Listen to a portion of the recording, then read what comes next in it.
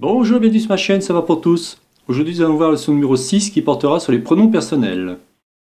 Dans la précédente leçon, nous avons vu comment se présenter avec quelques phrases, mais sans savoir comment celles-ci sont construites. Dans cette leçon, je ne vais pas évoquer la construction de phrases, mais tout simplement les pronoms personnels en japonais. Donc si on prend la phrase ci-dessous, Watashi wa 45 desu, ce qui va nous intéresser c'est le watashi, qui voudra dire je. Mais regardons cela sans plus attendre. Donc les pronoms personnels vont aller de je à il ou elle au pluriel. Commençons par je, watashi. Watashi, celui-ci est passe-partout. Il peut être remplacé par atashi pour les jeunes femmes ou watakushi pour être plus poli. Les personnes âgées, elles, utilisent parfois washi ou wale. Les hommes peuvent également utiliser deux pronoms un peu moins formels, beaucoup, surtout chez les plus jeunes, ou alors ole.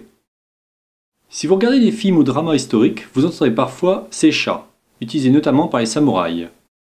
Prenons maintenant anata, anata qui veut dire tu. Attention, anata dans un couple peut aussi dire chéri. Ensuite, on va du plus poli au presque vulgaire. Donc on aura kimi, omae, ou alors très souvent vous entendez ça dans les mangas, ou alors les mangas un peu plus violents, teme ou temae. Maintenant voyons il ou elle, on dira kale ou alors kanojo. Donc kale pour il et kanojo pour elle. Attention, ces locutions peuvent également désigner son ou sa petite amie. Il reste maintenant à voir vous, nous, il et elle. Donc le suffixe tachi sert à former le pluriel des pronoms personnels, donc pour vous, nous et elle.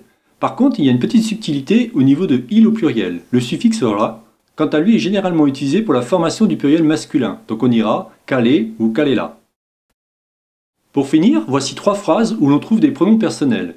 Saurez-vous retrouver qui est je, il et enfin nous. Donc on aura les phrases Watashi wa furasonjin desu, kare wa furasonjin desu, watashi tachi wa furasonjin desu.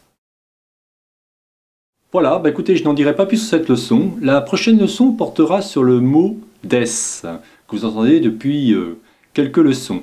Ce mot peut être comparé à être, mais attention, on verra, il existe des petites subtilités.